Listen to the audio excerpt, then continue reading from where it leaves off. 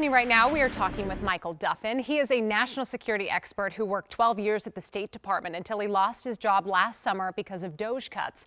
Before working for the federal government, he was a teacher and he was a journalist. Mr. Duffin, thank you so much for coming in today. Certainly appreciate it. It's my pleasure. Yeah, let's talk about, why you've decided to run for office. This is your first time running. Bring us into the thought behind that and how it's going. As a nonpartisan public servant, I intended to spend my entire career working for the federal government. I come from a long line of public servants. My father was a cop, my grandfather was a firefighter, and so this is part of my identity, and I did not aspire to run for public office. When 1,300 of my colleagues, including myself, were laid off last July, I felt that our representatives weren't fighting hard enough, and running for office would be a way to keep our story, our narrative in the spotlight. Now, you've made this a cornerstone of your campaign, representing, those who have been impacted by the DOGE cuts. There've been a significant number of those in Northern Virginia specifically, and you were working in counterterrorism, is that correct? Yes. What was that moment like when you were let go? So since 9/11, in the 24 years since, and this September we have the 25th anniversary, we've had a continuous, we've had nonpartisan public servants protecting across multiple administrations. And so I had presumed that this administration would continue to support counterterrorism. And I was shocked that they would let DOGE gut the Bureau of Counterterrorism and our counterparts at DHS and other agencies. Let's talk about, if you're elected, what are the two things that you would focus on right out at the gate? First thing is getting federal employees, those who are fired, reinstated, and then advocating for term limits and campaign finance reform. I wanted to touch on that because getting them reinstated, through your experience trying to navigate the system, has been tricky, if not difficult at best. I was reading you were saying a lot of them are either promoted from within or shuffled around different departments. And so has that been kind of what you've seen in terms of people aren't getting reinstated, they're getting hired from around different departments? In theory, the way it used to work before this administration, when someone would be impacted by a reduction in force, they would be allowed to apply for open positions, including within their own agency. And with the State Department, they've gone on a hiring, they're hiring again, but it's internal applicants only. And so we have been excluded from applying for jobs. In some cases, people have been excluded from applying for the jobs that they had, the same office where they had worked. I wanted to talk about this. You have said incumbent Congressman Don Beyer and other Democrats have not done enough to push back against DOGE's dismantling of the federal workforce, and that reinstating fired federal workers, right, as you kind of talked about, would be a central issue for you. I wanted to go back to the topic about Don Beyer not pushing hard enough. How would you advocate differently? Because this has impacted me personally, because people on my block in my neighborhood have lost their jobs, I see the moving trucks everywhere, and it could impact my family as well.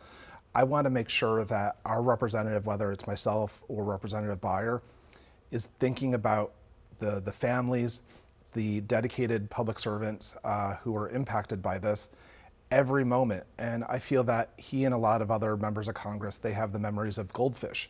We meet with them, they acknowledge our concerns, and then they focus on something else, and they're forgetting tomorrow, they're forgetting about us. And so if you look at the amount of time that I've spent engaging the media talking about federal employees, it far exceeds the amount of time he spent advocating for us, and he's our sitting representative. You are a father, you have young kids, again, you live in Northern Virginia, and we're talking about housing costs, job security. What are your actual ideas to help people who are hurting? Because we hear this affordability crisis. People talk about it. The cost of living's too high, inflation's too high, making ends meet is very difficult. How would you address some of those concerns? Well, the first thing, I would put a cap on credit card APR. I would also put a cap on copays for people who have health insurance and ensure that we have the proper subsidies for the Affordable Care Act. I took my 2-year-old to the doctor last week twice. It was a $35 copay. And so the more you go to the doctor, the more you have to pay out of pocket. And in my case, I had to use a credit card that has a 29% APR. And so if I and others who have similar situations, which is most people, have to use that credit card and they don't pay it off at the end of the month, that is a predatory loan. So I want to make sure that people who are trying to get by are not taken advantage by the system. Let's talk about Iran. Given your counterterrorism background, what is your read on the war with Iran? Can you elaborate on that? It was foolish to get involved in this war. It's empowered them, it's emboldened them. Iran has a terrorist, a proxy network around the world. And so they could strike us and our allies anywhere, and that's concerning. And so Iran, instead of diminishing their capability to harm us, it's highlighted a blueprint for weakening or identifying the Achilles heel of the United States, and that's the economy. Shutting down the Straits of Hormuz is a weak point, is the Achilles heel for us, and so they can really shut down our economy or impact our economy by just lobbing drones and missiles at these oil tankers and shutting down the shipping lanes. And how would you propose exiting the war, getting out of it? We have to take diplomacy seriously, and having two people who have business ties, Witkoff and Jared Kushner, leading our diplomacy, that is not an effective way to conduct it. There are competent Republican national security officials who could lead our diplomacy on behalf of the Trump administration. Those people who served in the first Trump administration, many of them have not returned, either because they didn't want to or because of political rhetoric. But the point is, we need to identify the most competent people to engage in diplomacy and recognize that it's not going to be accomplished in a half day, a week, or even a month. This is going to take perhaps several years to adequately negotiate a treaty. Let's talk about health care. That is a top of mind for many of our Virginia voters. ACA subsidies expired back in January, and a lot of people have seen their premiums spike, in some cases double. Some of them have gone up by about 100%. Really scary numbers, right? And so what's your proposal there? How would you address the health care crisis? I and other Democrats believe in universal health care as a long-term goal. I want to make sure that we have tangible progress to alleviate costs. And so I want to, in addition to putting a cap on copays, I want to put a cap on essential medicines at $100 is a lot, but in many cases there are medications that children, constituents need that cost $500, and because the health insurance companies have deemed them non-essential, people who need a certain topical cream or certain medication have to pay exorbitant amounts. So what I'm hearing you say, correct me if I'm wrong, in the short term you would want to cap something like copays, like you said, cap it, so that would be immediate relief for families. And then in the long term, you're also on board with universal health care. Yes. Okay, a lot of the candidates we have spoken with are also echoing that sentiment. Have you given thought to how that would be paid for?